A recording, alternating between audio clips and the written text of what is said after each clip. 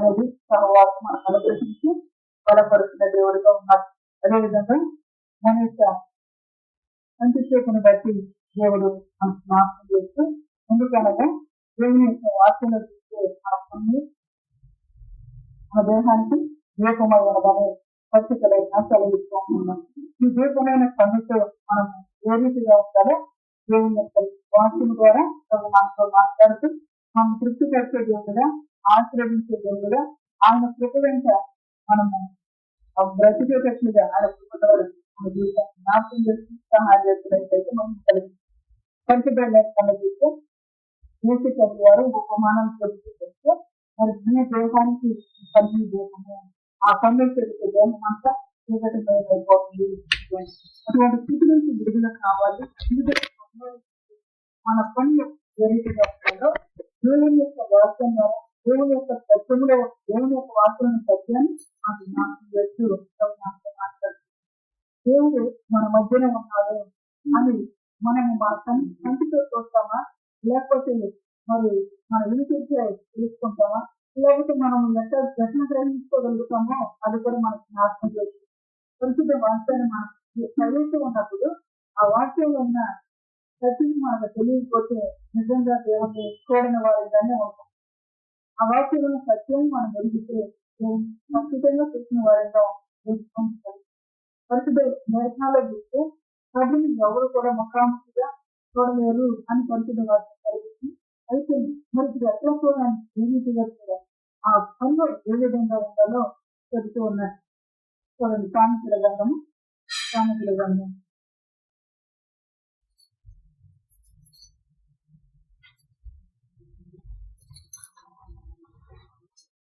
4వ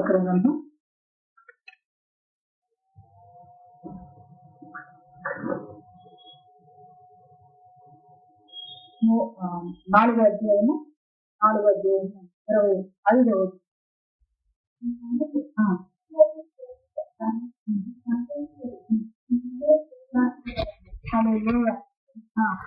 పరిశుద్ధ వాక్యం గురించి సహాయం చేశారు. నీకు అటు చూడక సరిగాను నీ కనురెప్పలు నీ ముందర చూటుగాను చూడవలని పరిశుద్ధ లేఖన సెలవిస్తాం. కంటి గురించి చెప్తూ ఉన్నాడు. ఆ కన్ను ఏ విధంగా ఉండాలో జ్ఞాపకం చేస్తూ ఉన్నారు. కన్ను ఇటు అటు చూసేదిగా ఉండకూడదు, సరిగా ఉండాలి అని చెప్తున్నాం. ఎందుకు ఇటు అటు చూసేదిగా ఉండకూడదు, సరిగా ఉండాలని ఎందుకు చెప్తూ ఉన్నాడంటే ఈ కన్ను నీ దేహానికి దీపము అంటున్నారు. ఆ నీ ఆత్మను వెలిగించాలన్నా లేకపోతే నీ దేహంలో చీకటమై కాకుండా ఉండాలన్నా నీ కన్ను సరిగా ఉండాలి. ఈ కన్ను ఇటు అటు చూడకూడదు అంటున్నారు. మరి దీంట్లో ఉన్న దేవుని యొక్క మరణం ఎంతో మనం తెలుసుకుంటే నిజంగా దేవుని కార్యాలు మనం చూడగలిగే వారిగా ఉంటాం. కన్ను ఎప్పుడు ఇటు అటు చూసిందంటే మనకు ఎగ్జామ్ పెట్టారు లో మనకి తెలిసిన కొన్ని ఉంటే టకటక బ్యాక్ చేస్తున్నాం.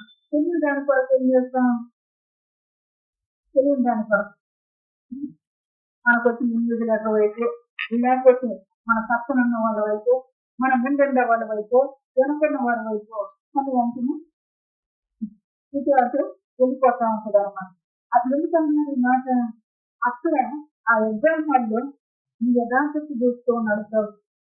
అక్కడ ఆ ఎగ్జామ్ హాల్లో ఎప్పుడు అంటే నీవు యథాశక్తి రాస్తూ ఉన్నావా, లేకపోతే టీచింగ్ కొడుతూ ఉన్నావా, లేకపోతే వారి మీద ఆధారపడుతూ ఉన్నావా, ఇప్పుడు చదివేదా వస్తారు. అదేవిధంగా మన ప్రభు కూడా మనమే జ్ఞాపకం చేసుకుని మనసు అన్ని సరిగా ఉండాలి. సరిగా ఉండేదానికి ఇటు చూడకూడదు అది చూడకూడదు అంటున్నారు. మరి ఇటు అటు చూడకోకుండా ఎట్లా మనం నడిచేది, ఏం చేసేవారిగా ఉండాలి అని అంటే పరిశుద్ధ గ్రంథంలో ఉన్న ఆధారాలు మనకు తెలిస్తే నిజంగా మన హృదయం ప్రభుత్వం ఉల్లసించేదిగా ఉంటుంది. వాక్యం చెప్తున్న ప్రకారంగా ఇటు అటు చూడకుండా నేను ఈ పరిస్థితిని రాయాలి, లేకపోతే నా ముందుగా ఉన్నదాన్ని నేను జయించాలి అనే పరిస్థితులు మనకు ఉన్నప్పుడు నేను 35 మార్కులు లేకపోతే ఒక 20 మార్కులు నేను తెచ్చుకోవాలి. 20 మార్కులు వచ్చే అవకాశం నాకు కనపడినప్పుడు నేను ఏమవుతాను అని భయం ఉంటుందంటే మనసులో ఫెయిల్ అవుతాయని భయం, 35 మార్కులు అక్కడ రాకపోతే మీరు ఫెయిల్ అవుతాయని భయం. వెంటనే ఎవరొక సహాయం కోరుకుంటుంది రోజులు.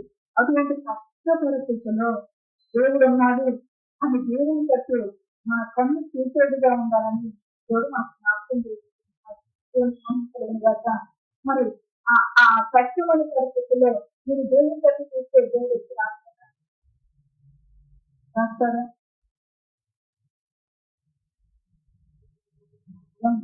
దేవుడు వచ్చి రాస్తారా? నీ యథార్థతే దేవుని యొక్క వాక్యం అంటుంది. నీ యథార్థతే నీ వర్జలింపగా.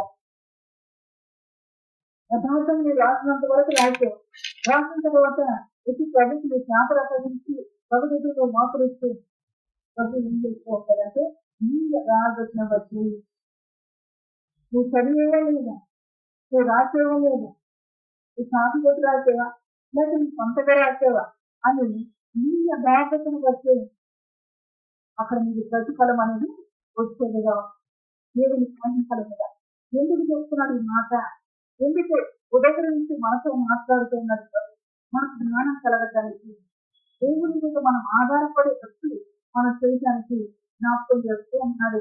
మీ కన్ను ఇటువంటి చూడకూడదంటే ఏదో పాడు పనులు చేసేవారిను లేకపోతే ఏదో అలర్చలుగా ఉన్నవారిను చూడటానికి అది మాత్రమే కాదు, కానీ దేవుని మీద ఆధారపడే దృష్టి మనకు రావటానికి దేవుడు మనకు జ్ఞాపకం చేస్తుంది. దేవుడు స్పందించలేదు. దేవుడి మీద ఆధారపడే దృష్టి ఆయన చెప్పేది ఇటువంటి చూడద్దు. ఇటువంటి చూస్తే నువ్వు ఏమైపోతున్నావు? చదువుకోతున్నావు, యథార్థత కోల్పోతూ ఉన్నావు, విశ్వాసాన్ని కోల్పోతూ ఉన్నావు. ఇటువంటి చూస్తాం, ఇటువంటి చూడకుండా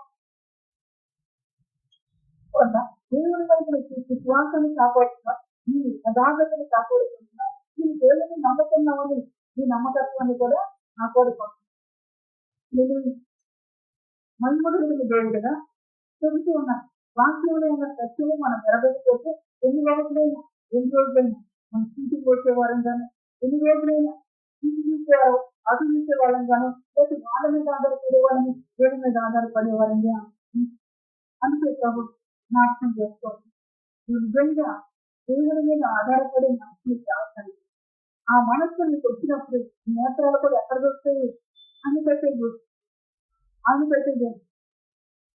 ఉదాహరణగా చూడండి, కీర్తన గ్రంథము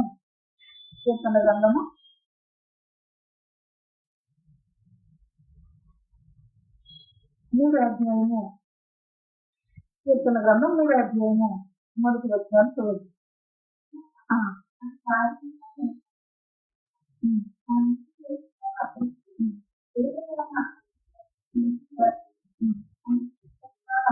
అమ్మా ఇది సంగతి. భక్తుడు అంటే ఉన్నాడు, నన్ను బాధించేవారు ఎంతో విస్తరించున్నారు, నా మీదకు వేసేవారు అనేకులుగా ఉన్నారు. ఇప్పుడు నేనేం చేయాలి? చేయాలి అంటే రాజులు అనేకంగా ఉంది, బాధించేవారు అనేకులుగా ఉన్నారు. తర్వాత చూస్తే ఆయన మీదకు వేసేవారు అనేకులుగా ఉన్నారు. తప్పించుకోవాలంటే వారి పొట్టనతో లేకపోతే ఎటువంటి సహాయం కొరకు తీసేవాటి చేసేవారంగా ఉండాలి. అయితే ఇప్పుడు వేసుకోవాల్సిన సత్యం ఏంటంటే దేవుడు చెప్పేది నువ్వు తీసేవాటి చూడక సరిగా చూడాలి. సరిగా చూస్తే ఎవరు మీకు కనపడతారు? నువ్వు నమ్ముకున్నది అదే ఇక్కడ రాసుకోవచ్చు. అనేకులు అనుకుంటున్నారు నన్ను ఏదైనా నువ్వే నాకు చేయడం గాను. ఇప్పుడు భక్తుడు ఎవరు చూస్తూ ఉన్నాడు? ఎంతమంది ఇన్ని బాధగా తనకు కలుగుతున్నా, ఎంతమంది తన మీద లేకున్నా ఎవరు చూస్తూ ఉన్నాడంటే దేవుని చూస్తూ ఉన్నాడు. దేవునికి ఏమన్నా కలుగుతున్నా తన ఎదుటి తెలుసుకున్నాడు. నీవే నా చేయమనేది ఆయన వైపు చూస్తూ ఉన్నాడు. తర్వాత నీవే నా అతిశయపడంగాను, నా తల ఎత్తి వాడవు గాను ఉన్నావు అనేది ఆ చూసిన దేవుని చూసి అంటూ ఉన్నాడు. నా మీద ఇంతమంది శత్రువులు నాకు ఇంతగా బాధలు కలిగించేవారు నన్ను చూసుకుని ఉండగా నీవే నా ఆశ్చర్యము, నీవే నా అతిశయపడము ఏమనుకున్నాడు? తన వెయ్యమాడా ఇప్పుడు దేవుడు కనపడుతున్నాడు అంటే ఆత్మ నేత్రాలతో తను చూస్తూ చూసి ఏం చేస్తున్నాడు? విశ్వాసం చూడక నీవే నా పేరు, నీవే నా ఆశిస్తున్నప్పుడు నీవే నా తలబెట్టేవాడు.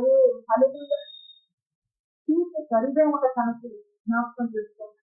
చూపు సరిగా లేకపోతే ఎంతమంది ఇన్ని బాధలు తనకు కలిగినప్పుడు బాధించే వాళ్ళు విస్తరించినప్పుడు తర్వాత అనేకులు తన మీదకి లేచినప్పుడు ఏం చేసేవాడుగా ఉండడానికి తన సైన్యం కొరకు లేకపోతే తనకు సలహాలిచ్చే వారి కొరకు తనని నచ్చించే వారి కొరకు ఎదురు చూసేవాడుగా. కానీ దావీదు యొక్క చూపు ఎక్కడంటే సరిగా ఉంది. ఈరోజు మనకు ఎన్ని బాధలైనా ఎన్ని ఇబ్బందులైనా మనసు సరిగా ఉన్నప్పుడు దేవుడే మన కలవచ్చే దేవుడు. అలాగే దేవుడే మన అతిశయాస్పదంగా నిలిచే దేవుడు. దేవుని స్పందన కలిగి గొప్ప దేవుడు. అందుకే చెప్తూ నీ చూపులు సరిగా ఉంటాయి, ఇటు అటు చూసేవిగా ఉండకూడదు. మరి సైనికులైన మోసేని ఇశ్రాయేలు ప్రజలకు మరి నాయకుడిగా పెట్టి ఇశ్రాయేలు ప్రజలను విడిపించడానికి పంపిస్తూ వచ్చాడు. పంపించినప్పుడు వారు ఎదుటికి వెళ్తున్నాడు, పరో దగ్గరికి వెళ్తూ ఉన్నాడు, పరోతో మాట్లాడుతున్నాడు. పరో రోజున కఠినం అయిపోతూ ఉంది. ఇశ్రాయేలు ప్రజలు మీరు మమ్మల్ని బాధపడటానికి వచ్చారని వాటితో మాట్లాడుతూ ఉన్నారు. అటువంటి సమయంలో మోసే ఎవరిని చూశాడు? ఇటు అటు చూశాడంటే ఇటు అటు ఏం చేస్తూ వచ్చాడండి? దేవుని చూసి నేను దేవునికి సాధన పడుతూ నీ విజయం ఎక్కడ ఉంది? ఇప్పుడు నీ చూపులోనే అంటే నీ దేహానికి నీ కన్నుల దీపము అంటున్నావు. నీ దేవుని పెట్టయినది, దేవుని యొక్క ఆలయమైనది. దేవుడు మన నీలో నివాసం చేయాలి. ఆ దేవుడితో నువ్వు జయించుకుంటూ వెళ్ళాలి అంటే నువ్వేం చేసే వ్యక్తిగా ఉన్నాను? ఎవరిని చేసే వ్యక్తిగా? ముందు జయించుతూ వచ్చేదా లేదా? దానికి జయించుతూ వచ్చేదా లేదు? జయించుకుంటూ వచ్చాడు. వారి చూపు ఇటువాత చూసిందా అంటే ఇటువాత ఏమాత్రం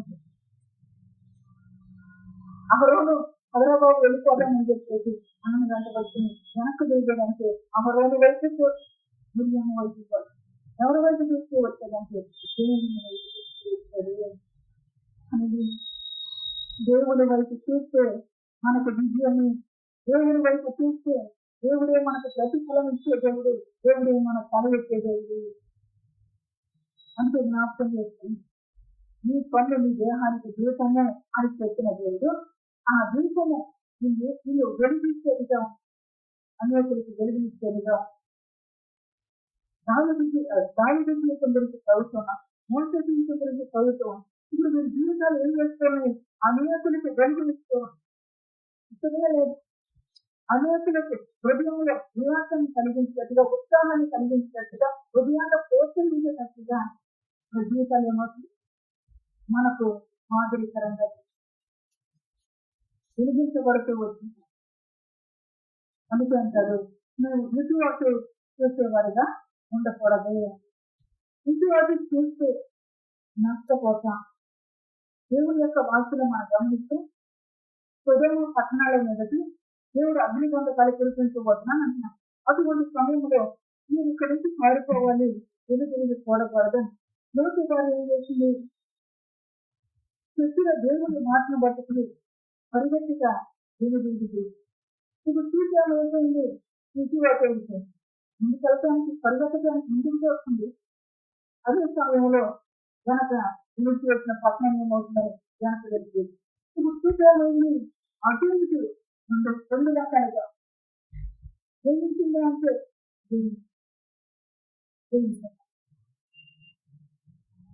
మనము సత్యాన్ని ఎరుగుతూ మనము స్థిరులవుతాము. సత్యాన్ని ఎరుగుతూ జయించే వారిని అవుతాము. సత్యాన్ని ఎరిగితే మన తల ఎక్కబడుతూ ఉంది. సత్యాన్ని ఎరిగితే భక్తితో మనం బ్రతకగలిగే వారుగా ఉంటాం. ఇటీవల రాజ్యం ఆహోబన్న ఆ యొక్క ఆహోబు యొక్క చూసిన చూస్తే ఆహోబు మరి రామోత్సవ గారి మీదకి వెళ్ళాల్సినప్పుడు ఆ పట్టణాన్ని జయించారు. దేవుడు కావాలి, దేవుడి ప్రవక్తలు కావాలి, తర్వాత బయలు ప్రవక్తలు కావాలి. ఇప్పుడు తన జీవితంలో రెండు చూపులు చూస్తూ ఉన్నాడు, అటు ఇటు చూస్తూ ఉన్నాడు. ఇది దేవుడి ప్రవక్త, అటు బయలు ప్రవక్త. ప్రతి కట్టండి రెండు రకాలుగా ఉన్న కారణంగా ఆహోబు జయించేదంటే అంతేకాదు ఆహాబు మరణించే పరిస్థితుల కలిగిస్తుంది. జీవాన్ని పొందాలిమా, జీవాన్ని కోల్పోతుంది. జీవాన్ని కోల్పోయింది లోతుగా. ఆహాబు జీవాన్ని కోల్పోతుంది. జీవంతో చేసే దేవుడు ఎన్నో ప్రయోజనాలు ఒక్క మాటలో జాగ్రత్తలను గ్రహించుకుంటే ఆ మాటలో ఉన్న జీవంతో దేవుడు జ్ఞాపకం చేసుకో సహాయం చేస్తుంది. జీవించే వారింగా ఉండాలి అంటే ఎవరి వైపు చూడాలి? దేవుడి వైపు. ఎట్లా చూడాలి? దేవుడి వైపు సరిగా చూడాలి. సరిగా దేవుడికి మనం దేవుడు చెప్తారు. మనం ఇట్లా చూస్తూ ఉంటే ఎన్నో మనం జ్ఞాపకం దేవుని యొక్క సంగతిని మనం తెలుసుకున్న పని మన హృదయం ప్రజలందరూ తెలుస్తాం. అవును కదా, నేను నా పేరులో ఇటీవల చూడటం అంటే భౌతికంగా చూసి వల్ల మీకు ప్రయోజనం కలిగిన కలగ రూపంగా ఈ ఆత్మీయ నేత్రాలు ఎక్కడుందో ఏంటి ఏగుంటుంది. భౌతికంగా నువ్వు ఎవరి వైపు చూడట్లేదు. చూడకపోయినా నమ్మే వాళ్ళు అనేక మంది ఉంటూ ఉన్నారు. కష్టమే వాళ్ళు. అయితే ఆత్మీయంగా నువ్వు ఎవరి వైపు చూడ ప్రభు వైపులో చూస్తూ ఉంటే ప్రభు ఏమిస్తున్న జీవితాన్ని అనుగ్రహిస్తుంది. ఆ జయ జీవితాన్ని జీవించాలి అంటే మనసు సరిగా ఉండాలని జ్ఞాపకం చేస్తూ వచ్చారు. చదువుతా మళ్ళా సామెతల గ్రంథం 4:23 సరే 20 లేదా 20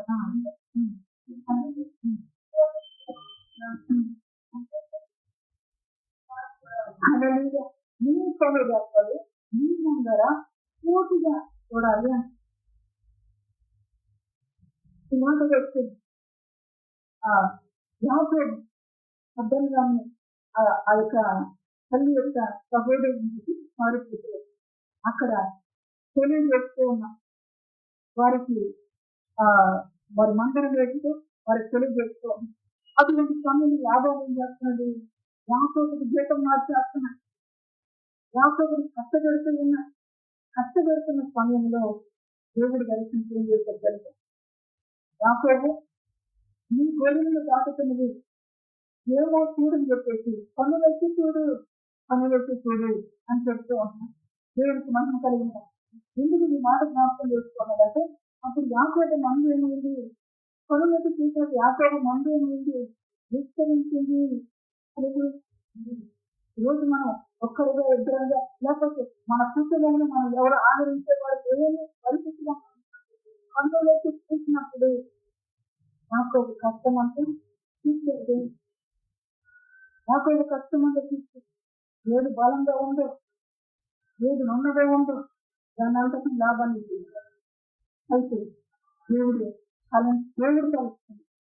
కలిసి ఏం చేస్తుందంటే సరిగా తీసేటట్లుగా పనులైతే తీసేటట్లుగా దేవుడు నాకు సహాయం చేస్తూ పూర్తిగా అనిపించేటట్లు త్వర మాటలు కూడా చదువుతాను. చూడండి, ఆదికాండం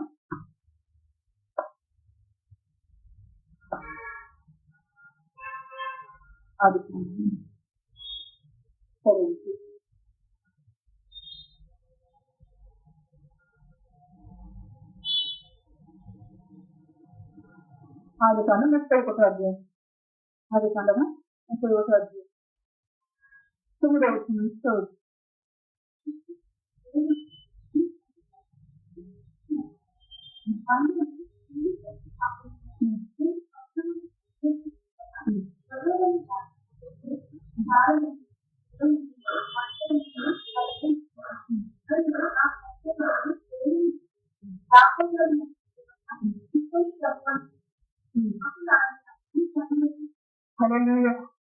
ఏం చెప్తున్నాడు? పూర్తిగా దేవుడు పనులెత్తి దేవుడు అనేది సార్లు పనులెత్తి చేస్తే ఏం కనపడదు? నిజమైనది కనపడదు. అందుకే అంటున్నాడు యాకోబుతో. అప్పుడు ఆయన ఈ పనులెత్తి చూడము దేవుని దాటుకున్నా పోటీలని కారులని పొడలని మచ్చలని గలవి ఎలయనగా లాభాన్ని నుంచి చేస్తున్నది యావత్తును చూసుకుని సరిగా చూస్తూ ఉన్నాడు. నాకు ఇటువంటి చూడట్లేదు, దేవుని వైపు చూస్తూ బాబాను కష్టపెడుతూ ఉన్నాడు, అది దేవుని వైపు చూస్తూ దేవుని వైపు చూస్తున్న వ్యక్తిని ఎవరు చూశారంటే దేవుడు. ఇప్పుడు నన్ను దేవుడు అంటున్నా, నీ పక్షంలో దేవుడు నన్ను అనే దేవుడు అంటున్నా. పూర్తిగా మంచి దేవుడిగా, మనం మంచి దేవుడిగా మనకు తెలుసుకోవలసిన సంగతులు తెలుసుకోలేక, వాక్యాన్ని ఎరగలేక మనం అనేక సార్లు తప్పు మార్గంలో తెలిపోయే వాళ్ళగా, అనేక సార్లు మనము ఎవరి మీద ఆధారపడేవారు. మన జీవితంలో సులువు చేస్తూ కష్టపడుతున్నప్పటికీ కూడా మనకు ప్రతిఫలం వస్తుందంటే తన జీవితాన్ని పెంచుతున్నాడంటే సంతృప్తి. కష్టపడి పని చేస్తున్నా అందుకే ముందు చెప్పేస్తూ ఈ యజ్ఞానికి వెళ్ళి ఈ యథార్థంగా పని రాస్తూ ఉంటే ఏం చేస్తాడు? ఈ యథార్థతని చూస్తాడైనా ఇది యాకోబు కొడుకు ఏం చేస్తాడు? యథార్థంగా ఉన్నా ఆ యథార్థతను చూసి ఇదిగో చూడు నీ పనులు ఎక్కడ చూడు అని చెప్పేసి ఆయన చెప్తాడు. ఎంత గొప్పది ఆ దేవుని సంగతిని ఎరగక మనం అనేక ఇంటి వాటి చూసేవాళ్ళని ఇంటి వాటిని చూసి ఏం చేస్తాను అంటే జయించలేదు కదా. అంతేగా ఇంకా జీవాన్ని కూడా కోల్పోయేటట్లుగా చేస్తుంది. కనుక మన ప్రభు ఇంటికి వచ్చామంటే ప్రభు మాటలు మనకు దొరికింది, జీవము దొరికినట్లు అక్కడ రాసిస్తాను. సామెతల సంఘంలో ఆ మాటలో రాసిస్తాను 21వ వచనం, అదే అధ్యాయం 21వ వచనం.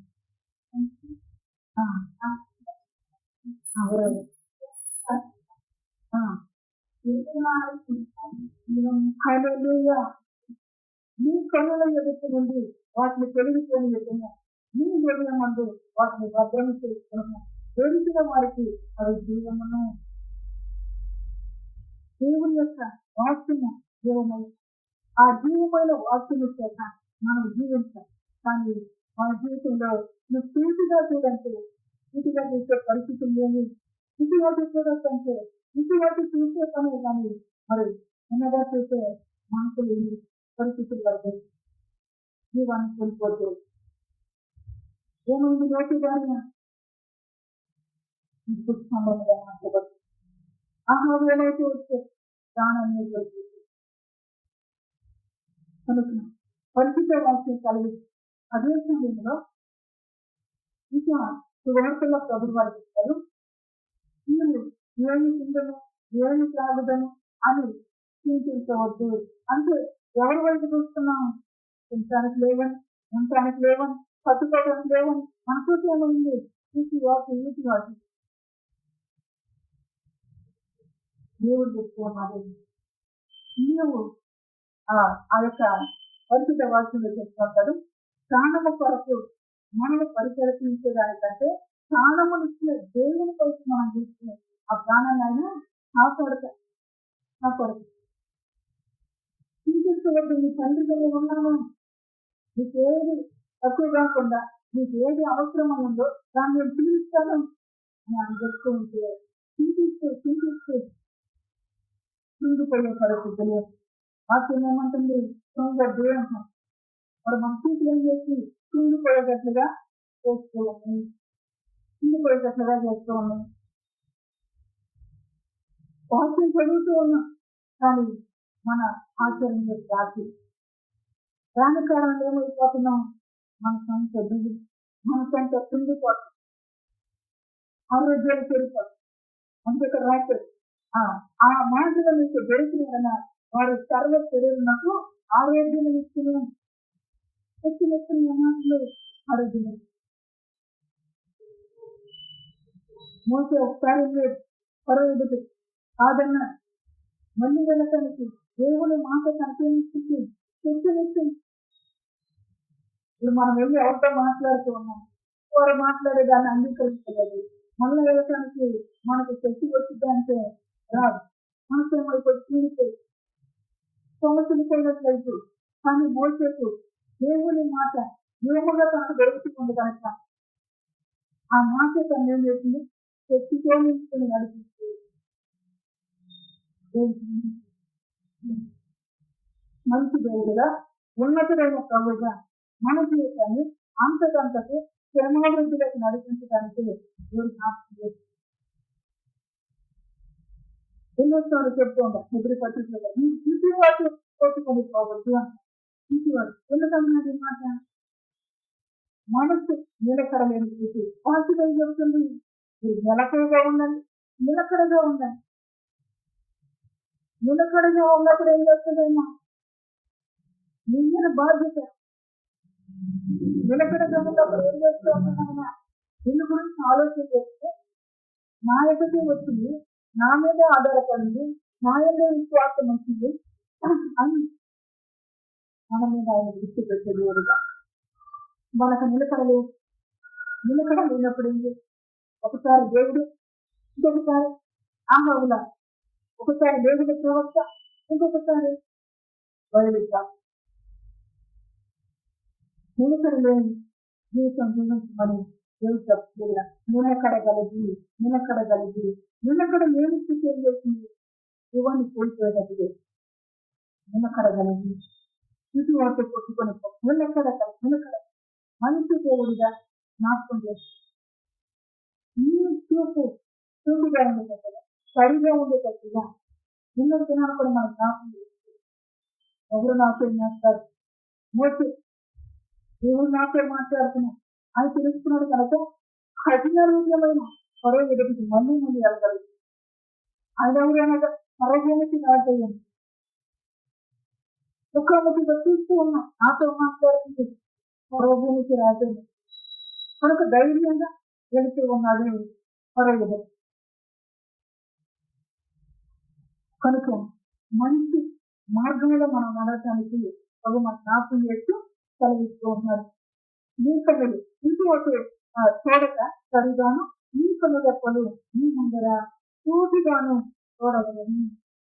సూటిగా అయితే ఆపేస్తే చెప్తున్నాను, ఈ కన్నులకి సూటిగా చూస్తే ఏం వినపడుతుంది, మందర దాటే తెగిలి మంద విస్తరించగట్టగా. రోజు ఒక్కరైనా ఇద్దరైనా ఎందుకు మనం వినాశపడుతూ ఉంటాం, మనం ఎవరి వైపు చూస్తూ ఉన్నామంటే మాట ఇచ్చిన దేవుని, మాట ఇచ్చిన దేవుడు. ఇలా భక్తులు అన్నట్లుగా నన్ను చిక్కులు అన్నారు, నా మీదకి అన్వేషణ చేశారు, ఈ పని అయిపోయింది, ఎవరు సహాయం చేసేవారు లేరు అని మంచిగా అనుకుంటున్నప్పటికీ దాని ఎవరు అంటే దేవుని దేవుని చూసి నీవేనా అతిశయం, మనుషుల బట్టి అతిశయిస్తాం ఏమీ లేదు, నాకు నీవేనా నీవే నా తల ఎత్తి వాడు. మనుషులలో అవమానపరుస్తూ ఉన్నారు, మనుషులలో సిగ్గుపరుస్తూ ఉన్నారు. ఇతనికి ఎవరు సహాయం చేసేవాళ్ళు, ఇతనికి ఎవరు రక్షించేవాళ్ళు, ఇతను బట్టించేవాళ్ళు అని అంతే ఉన్నారు. ఆయనను అతిశయం దేవుని బిడ్డలుగా మన ఆత్మీయమైన స్థితిని శ్రేణులకు నడిపించడానికి దేవుని యొక్క సహవాసంలో మనము చర్చలు చేయకుండా దేవుని జీవనతో వృద్ధి అవటానికి దేవుడు మనకు సహాయం చేస్తూ మాట్లాడుతూ గమనించిన పరిస్థితి లేఖనాలు చూడండి. మోసే దేశంలో చిన్న కాదు ద్వితీయోపదేశ కాండము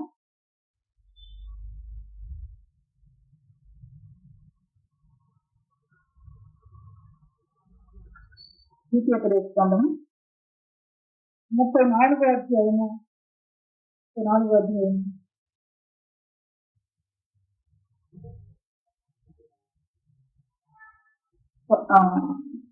10వ వచనం నుంచి చదవండి. 4వ అధ్యాయం 10వ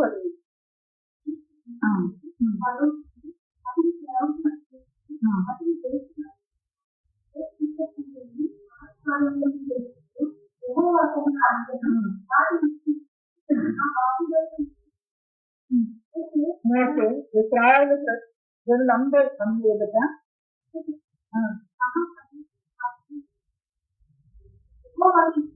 హల్లెలూయా హల్లెలూయా దేని విషయంలోనంట, దేని విషయంలో మళ్ళీ చదువుతున్నారు కదండి.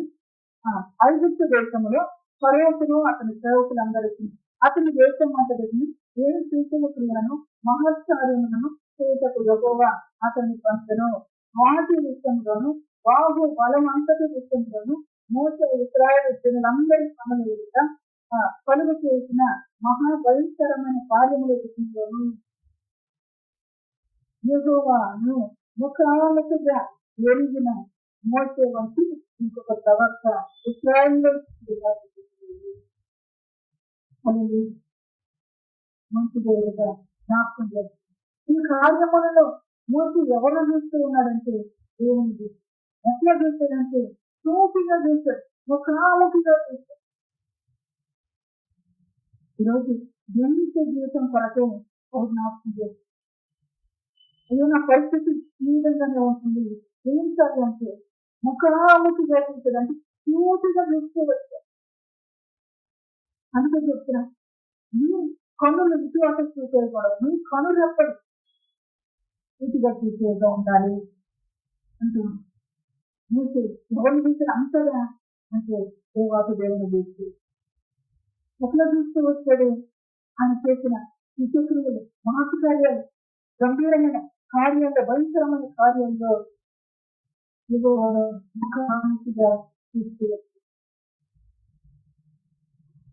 ఈ మాటలు చెప్పింది మోసే కొరక, ఈ మాటలు చెప్పింది దావీదు కొరక, ఈ మాటలు చెప్పింది ప్రయాసపడి భారం వచ్చిన సమస్త జనుల కొరక. అంటే ప్రయాసపడి భారం వచ్చిన సమస్త జనులకు కూడా ఆయన కలిగిస్తున్న సంగతి, ఈ పనులు ఇంటి మాటలు చూడక సరిగాను ఈ కలగప్పలు మీ ముందర సూటిగాను చూడవలని.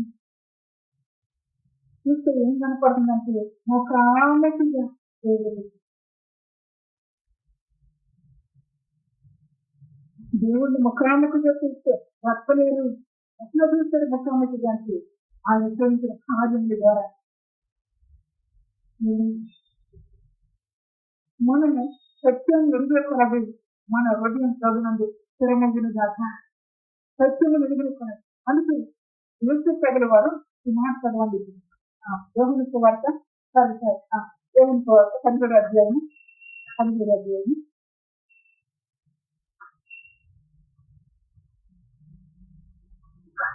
16వ వచనం. 14 వచ్చింది.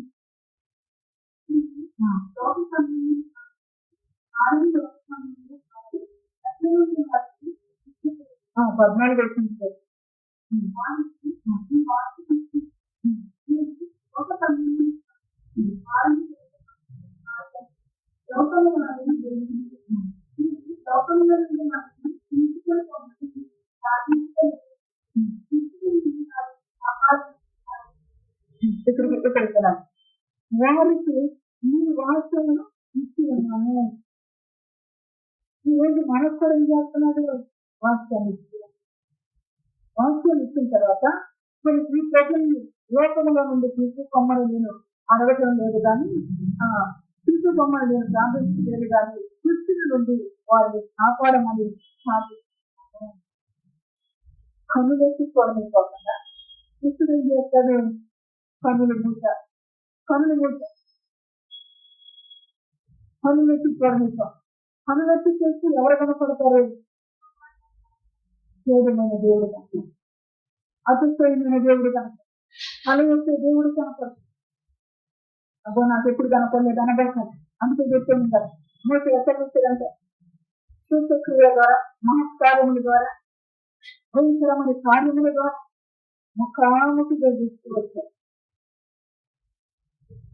కనుక వాక్యం ఇచ్చేను అంటున్నాం.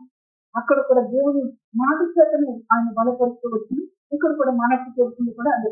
తర్వాత నేను లోక సంబంధం కానన్నట్టు వారు లోక సంబంధం కాదు, సత్యమందు వారిని ప్రతిష్ట చేయము. ఈ వాక్యమే సత్యము, ఈ వాక్యమే సత్యము. ఇప్పుడు మీ కన్నులు విశ్వాసం చూడద్దు అని చెప్తాను. ఆ వాక్యం ఏమైంది, సత్యమైంది. ఎట్లా సత్యమైంది, రోజు వారి ఇంటి వాక్యం చూసింది సత్యాన్ని కోల్పోతూ జీవాన్ని కోల్పోతూ, అమ్మవారి ఇంటి వాటి చేస్తే జీవాన్ని కోల్పోతూ, మరి ఇంటి వాటి చూడని వారి జీవితంలో రావిడి చాలా ఎత్తబడినా లేదంటే ఎత్తబడుతూ వచ్చింది. రావిడి జీవితం అంతకంతకు వర్ధులుగా లేదంటే వర్ధులతో వచ్చింది. మరి వాక్యం ఏమైనది? సత్యమైనది. కనుక తెలుసుకున్న వాక్యాన్ని బట్టి వారిని స్థిరపడుతును. వాక్యాన్ని ఇచ్చాను, వాక్యాన్ని బట్టి వారిని స్థిరపడుతును. సత్యం ముందు ప్రతిష్ట చేయను అని ప్రభు దగ్గర వేడుకుంటున్నాను. ఈరోజు మనందరి జీవితాలతో కూడా ప్రభు సరే మనం ఏ విధంగా ఉంటుంది, మనం ఏ రీతిగా ఉంటే మనము జీవాన్ని పొందుతుంది, జీవాన్ని కోల్పోవాలి. జీవం వచ్చే ఒక్కరిని ఆశం, జీవం వచ్చిన దానిలో ఆ విత్తనం వేస్తే జీవం వచ్చిన దానిలో విత్తనం ఏమవుతుంది? జీవం వచ్చిన ఎదుగుతూ ఉంటుంది, ఎదుగుతూ ఉంటాం. అదే విత్తనంలో జీవం రాలేదనుకోండి, ఆ విత్తనం చచ్చిపోయే స్థితిలో మనం ఎదిగే స్థితిలో తల్లి తన ఒడిలో కూర్చున్న వచ్చిన రీతిగా మనల్ని మన ప్రభు మన ఒడిలో పెట్టుకున్నాం. ఆ తడి యొక్క మార్గంలో మనము రక్షణ నిమిత్తం ఎదిగేవారంగానే ఎంతగా అంటే వాక్యం అంటుంది క్రమగీతాలు కలిసి ఆలవృక్షం అంత తిన్నగా ఇటు అటు పోయిద్దానికి ఎటుగా తిన్నగా మళ్ళా అర్థం చేద్దాం. మన యొక్క ఎందుకు పూర్తిగా చూడాలి, చూస్తే ఏం తెలుస్తుంది అంటే సత్యం తెలుస్తుంది. చూస్తే సత్యం తెలుస్తుంది.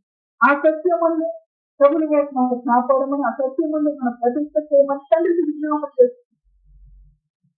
ఇంకా మరొక దాని ఉండదా? మరి విజ్ఞాపన చేసే దానికి ప్రకారం కార్యం జరగాలంటే మనకి ఏం చేయాలంటే సత్యం తెలియాలి. ఇదే శ్రమ వచ్చింది, ఏదే కష్టం వచ్చింది, ఆ వచ్చిన కష్టంలో వచ్చిన శ్రమలో నాకెవరు లేరు అనుకుంటూ నీకు వాటి మాకెళ్ళిపోతుంది. నీకు దేవుడి పడలేనట్టు, దేవుడి పడలే. ఆ శ్రమ వచ్చిన కష్టం వచ్చినప్పుడు నాకు దేవుడు అన్నాడు అనుకుంటే కీర్తనగా 3వ అధ్యాయం,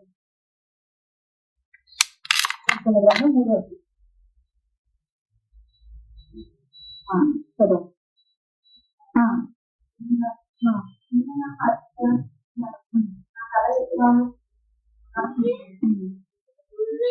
సరేనా? ఆ తర్వాత 5వ, యెహోవా నాకు ఆధారము, కావున నేను పండుకొని నిద్రపోయి మేల్కొన్నాను.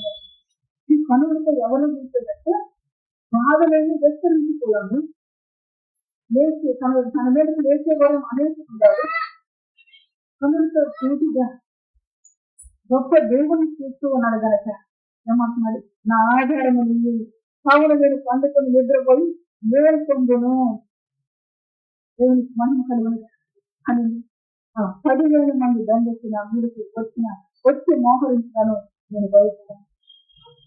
ఎందుకు అనగా ఎవరు చూస్తూ ఉన్నాడంటే చూస్తే కొరని కోల్లేదు, దేవుని బాగుంది. ఎవరు చూస్తూ ఉన్నారంటే శత్రువుని చూస్తున్నారు, దేవుని వైపు చూస్తున్నారు. అందుకే నేను భయపడను అని సెలవిస్తూ ఉంటారు. తర్వాత చూస్తే 7వ వచనంలో యెహోవా నిన్ను నా దేవా నువ్వు రక్షించు, ఆ శత్రువులు అందరినీ ఎవరు 8వ వచనం రక్షణ యెహోవాది, నీ ప్రజల మీదకి నీ ఆశీర్వాది వచ్చినది. రక్షణ యెహోవాదై ఉండగా శత్రువుల నుంచి విడిపించడానికి మరొక రాజును తెచ్చును, మరొక సైన్యాన్ని తెచ్చును. ఈ ఇంటి వాటి పరిగెత్తించిన ఈ ఆశీర్వాదం వచ్చేదేనా, ఈ రక్షణ వచ్చేదేనా అంటే వచ్చేది. రక్షణ ఎవరిదంట? యెహోవా. సత్యం ముందు ప్రతిష్ఠ చేసేది ఎవరు? సత్యమైన వాక్యమే. ఆ వాక్యాన్ని ఇచ్చాను, ఇచ్చిన వాక్యాన్ని తెలుసుకుంటే నిజంగా జీవితాలు ఎక్కడ సత్యం నిజంగా జీవితాలు జీవాన్ని సంపాదించుకుంటూ నిజంగా జీవితాలు మన యొక్క అనగా చెప్పుకోనిగా కనుక చూటిగా ప్రభుని చూడటానికి కొరకు యొక్క ఇతిహాసం చూడకుండా సరిగ్గా చూడటానికి దేవుడు సహాయం చేస్తుంది. ఆ విధంగా చేస్తే ఎన్ని లేని వ్యక్తి మన యథార్థతను ఆయన చూస్తున్నారు, మన నమ్మకత్వాన్ని ఆయన చూస్తున్నారు, మన విశ్వాసాన్ని ఆయన చూస్తున్నారు. అంతేకాదు జయాన్ని ఆయన చూస్తున్నారు, జీవాన్ని ఆయన చూస్తున్నారు. అంతేకాదు సత్యమైన ప్రతిష్ఠిస్తున్నారు రక్షకుడిగా. వేలు మన వాక్యంలో దాల్చి ఉంటే ఆ వేలులో మనం అనుభవించేట్లుగా ప్రభు సన్నిధి అంటే ఆశ పడకపోతే ఎందుకని చెప్తారు, ఆశ పడిన ప్రాణాన్ని తృప్తిపరుస్తారు. వాక్యం కొరకు ఆకలి కొంచెం మేలుగా మీరు వచ్చేటప్పుడు అతిథులని ఆకలి ద్వారా ఆశతో వస్తే అక్కడ ఉంది ఒక వచనం తీసుకున్నాం. ఆ వచనం ద్వారా మన ఆశించడం లేదు, మనకు శక్తితో నింపడం లేదు, మన దేశాన్ని వెలిగించడం లేదు.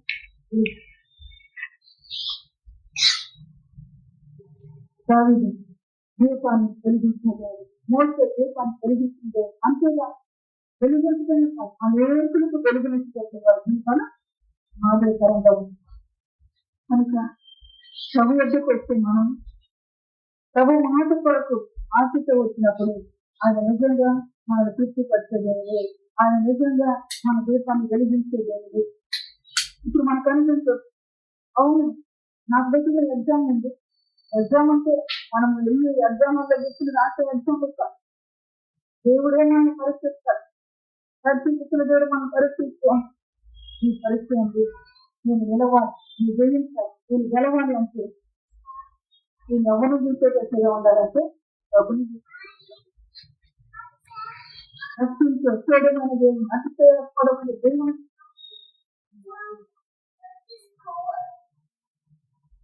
మోసే 40 దినాలు ఉపవాసం ఉంది. ఆ యొక్క పర్వతం మీద ఎత్తి రమ్మని తండ్రి దేవుడు పిలుస్తూ ఉన్నప్పుడు మరి ఎత్తి వెళ్ళి 40 దినాలు నీళ్ళు కాకుండా ఆహారం చూపించుకోకుండా అక్కడ గడుపుతూ వచ్చి కిందకి వచ్చేసరికి పరిస్థితులు ఏమైంది, నువ్వు దిగుదలలో నీ ప్రజలు లోబడిన ప్రజలు నువ్వు వెళ్ళిపోమోసి అన్నప్పుడు కిందకి వచ్చేసరికి పరిస్థితులు అయిపోయింది. ఇప్పుడు అటు ఇటు చూసాడంటే మోసి దేవుని వైపు దేవుని నమ్మకం నమ్మదగిన దేవుడు. ఆయన నీతిని మనం వెతికిన కొలది మన జీవితానికి క్షేమము, నీతిని వెతికిన కొలది మన జీవితానికి నెమ్మది. మళ్ళా చూస్తూ ఉన్నారు మోసలు పలకలు పగలగొట్టేస్తూ కనుక ఈ తర్వాత పలకలు కూడా చేసుకుంటారు. ఇంకే పలకలు చేసిన కష్టం అని మళ్ళీ కాసేపు ఇంటివైపు పోయింది అంటే చూటుగా దేవుని ఏం చేస్తారు, మళ్ళీ ఏం లేదు, మళ్ళీ 40 దినాలు దేవుని దగ్గర దేవుని నమ్మకాలు దేవుని జీవితం పోగొట్టిన దాన్ని మన తిరిగి సంపాదించుతాం. పలకలు తెచ్చాడు, పగలగొట్టేసాడు, ఆ పగలగొట్టేసిన పలకని మళ్ళీ తిరిగి సంపాదించుకొని చెప్పాడు. ఎవరి వైపు చూసాడు చెప్పాలి, అటు పోలు రోజు మార్గము సత్యము జీవమైన దేవుడు మనతో ఉన్న మన ప్రభు మనకు సహాయం చేసి ఆయన నీరు పెట్టిన తోటవని నిత్యము ఊగుతుండే ఓటవని మన జీవితాలు మామిడి దురంతులాగా మన ఉనికిని జీవించిన ప్రభుత్వం నిత్యము మహిమ కలుగుతుందా.